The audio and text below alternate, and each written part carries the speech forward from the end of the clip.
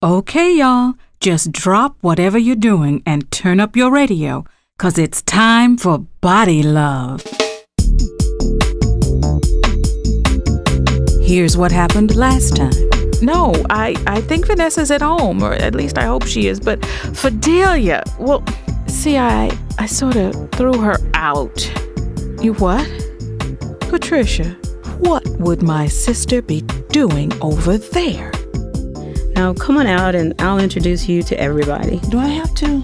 Well, the patients eat all meals together, and I'm hoping you're ready to eat something. Yeah, I am.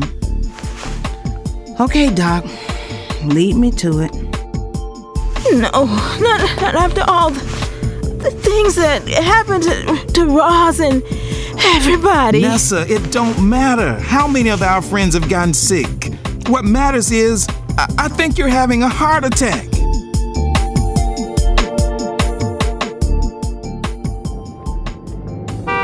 Come on, get out of the way.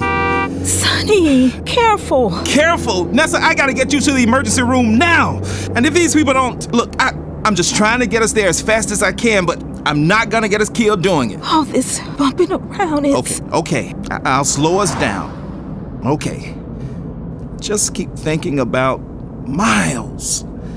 Didn't get him here in time, and I am not gonna make the same mistake. Not with you. Whatever I gotta do, I'm gonna... There it is.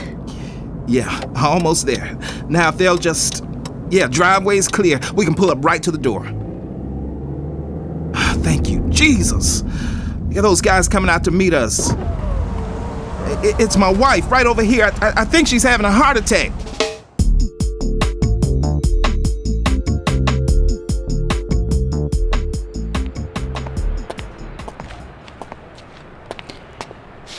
Okay, I think this is the right place. If Fidelia answers this door, I don't know what I'm gonna do. Only I don't think anybody's home. Rosalind? Somebody across the street? Oh, it's Fred Higgins. Reverend Higgins! The sun was in my eyes and I couldn't see you there. It's me, all right. Just wondering how my kidney's doing. I have been taking good care of this kidney for you. Well, don't do it for me. I don't expect to get it back. I'm glad to see you looking so healthy and happy. I'm healthy, thanks to you. But right now, I'm not happy. I don't know where Fidelia's gotten to, and I'm afraid it's my fault. Well, that's why I'm here. Patricia told me about what happened.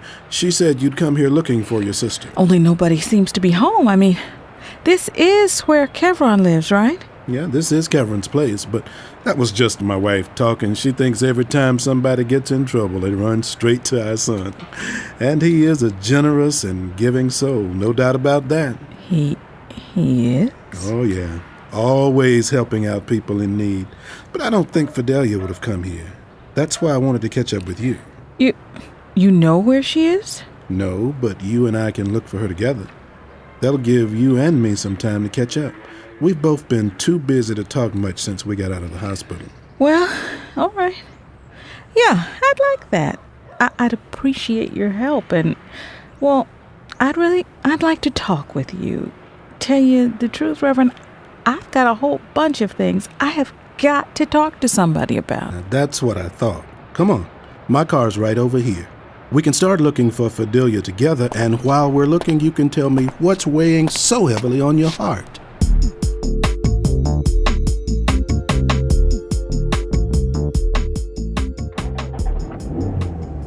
That's right. Drive away. Good. Thought they'd never leave. I sure wish Kevron would get back from wherever he went. I almost opened that door. If my sister had seen me in here, man, I never would have heard the end of that. Now let's see if this boy has anything to eat. He ought to, all these hot-shot appliances. But no. Okay. He's one of those guys. Got all the great toys, never uses them. There is nothing in here but steak sauce and canned soup. Okay, he does have some milk. And when does it expire? Last August. Lord, Kevron. Not that I would have drunk it anyway. It's not fat-free. Guess hiding out at Kevron's wasn't such a good idea after all. Should have known better than to put myself at the mercy of a 21-year-old male. Well, I'm here now, and right now I'm so hungry. And if I don't eat something soon, my blood sugar... Aha! Of course. The ancient cookies that went with the ancient milk. They look gross, but at this point I'll eat anything. My sister put me out on the street in the middle of the night. She can dish it out, but she can't take it. It's fine of her to tell me that I was hurting Maya. But when I told her the truth about how she was hurting herself, she does this to me. Incredible. Okay. I know my blood sugar well enough to know I'd better put those away. So, here I am again. No home, no job, and shacked up with another no-good man. Had it with this. I've got too much to offer to waste my life running around like this. And when I do have a job, what am I doing? Cutting other people's hair. There's 100 million things I could be doing. With all I know about being healthy and taking care of yourself, about being beautiful. Yeah, 100 million things I could do with my life. I just gotta figure out what they are. Stay tuned for more Body Love right after this. And now, back to Body Love. Sonny, I'm gonna go crazy if I don't get some answers about what's going on. I mean, it's been nearly 2 hours. Hey, I'm just glad it's been 2 hours and you're still alive. And feeling better, right? I am feeling better. I know. You're right. And I am grateful to be alive, but I still wish I knew what happened to me. Well, that doctor said they gave you a bunch of blood thinners and what do you call them? Beta blockers. Sure sounds like you had a heart attack. Yeah. And when did you get to be such an expert? Okay, I got that from watching TV, but I bet I'm right. Well, if I did have a heart attack, it must be over now, and maybe they'll let me out of here so I can go upstairs and try to find out if Maya is all right. Vanessa, they are not going to let you in that psych ward without Maya's permission. And you know she does not want to see you right now. She might change her mind. So, how's it look, Doc? She going to be okay? From the looks of her blood work and what we're seeing on the monitor, I'd say we prevented the worst from happening. Oh, thank God. Oh, that's great, Doc. I'm glad the treatment was so effective. But you should know, you're not in the clear yet. What do you mean? I mean that what you suffered was an extremely minor heart attack. But we'll want to keep you monitored for a while to be sure of the extent of the damage. Oh? And no matter what we find, I'm sure you already know that you're in for some major lifestyle changes. I've been trying to get my blood pressure down. I know it's been too high, and I've been trying. I really have. I'm sure you have. Unfortunately, it looks like you did too little and too late. Starting today, you are either going to have to make some major changes in your diet, exercise, and stress management, or... Or else? Well, I don't like to put it that way, but yeah, or else.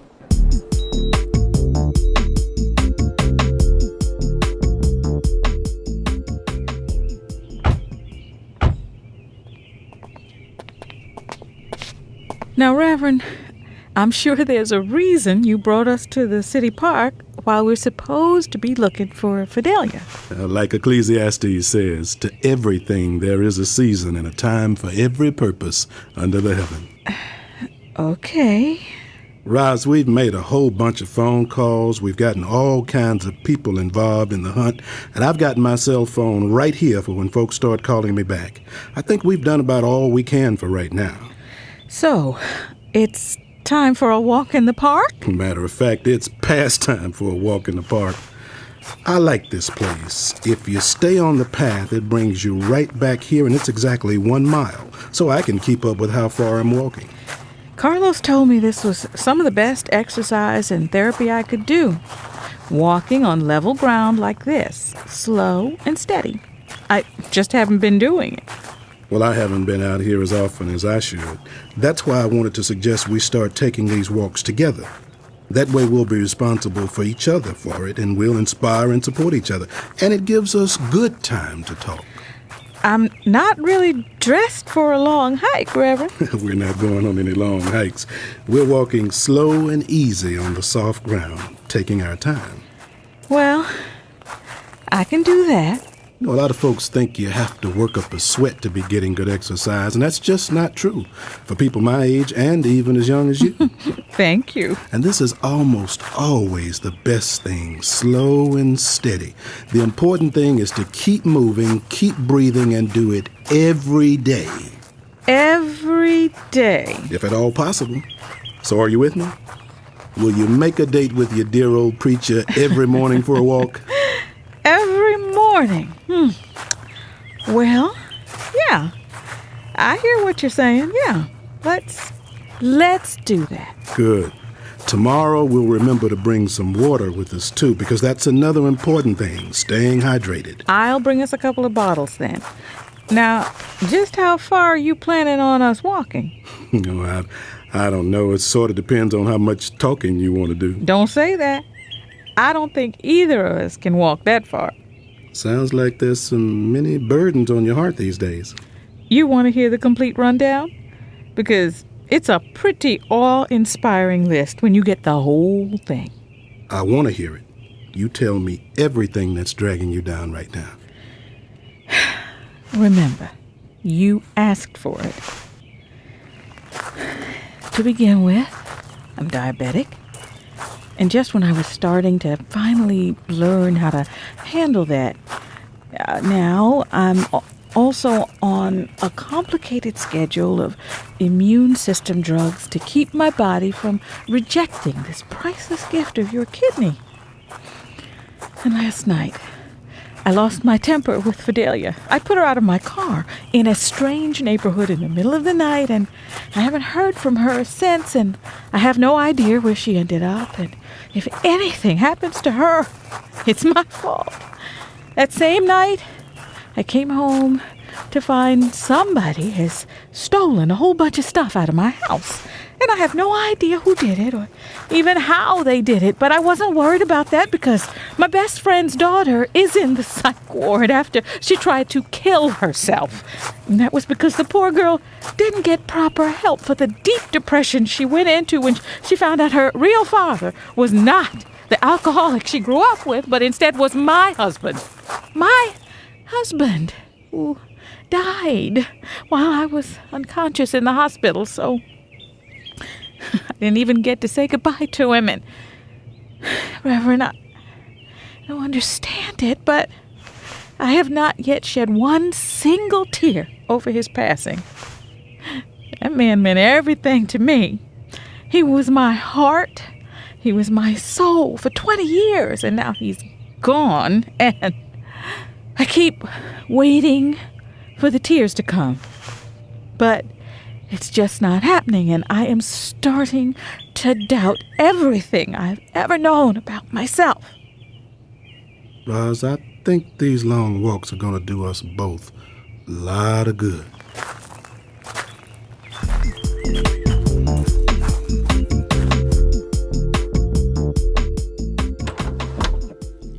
Whoa. Okay. I was wondering where Kevron had his studio, and now I know. Man, this little place is nice down here. He has got some expensive looking. I would like to know how he got the money for all this. No, wait. I do not want to know that. But he has got some cool looking stuff down here. Half the stuff, I don't even have a guess about what it is. Like this thing. Wonder what this does. Whoa! Okay, won't do that again. But I will turn this mic on. I guess these headphones are hooked up. Hello? Oh, yeah. Hey, I sound good. Hello. This is Fidelia Walker. You're listening to the Fidelia Walker Show. You've tuned in because you love to hear the sound of my voice. You love to hear me tell you how to live your life. Hey, wait a minute. Wait a minute. That's it! That's what I need to be doing with my life. Now you better be here again next time to hear what's gonna happen on Body Love. Dr. Prime, I'm so relieved that my mom's okay. It's good news for all of us, Saul. Heart disease is actually the #1 killer in our country, but it can be prevented. I bet you have a few ideas about what we can do to prevent heart disease, don't you? Yes, sir, I do. A healthy diet and regular physical activity are important in maintaining good health and preventing diseases. That's right, son. Regular physical activity can do a lot for our health. Take Roz and Reverend Higgins, for example. They started walking together. I think that was really a good idea. Yeah, maybe my mom can join them, when she gets the okay from her doctor, of course. You're learning, Saul. That's a good point. If people have any kind of major health problem, I strongly recommend that they first see their doctor before beginning an exercise program, to be sure it's safe. But most of us should just get out there and get going. Amen to that, doctor. This was Body Love, episode 44, written by the Body Love Writers Group, recorded at Boutwell Studios by Jeff McKee, and directed by Will York. Featured in the cast were LaWayne Childrey, Audrey Quinn, Vanessa Anderson, Michael Reed, Cheryl Hall, and Will York. And in the epilogue, you heard from James A. McCarty Jr. and Dr. Grossbeck Parham.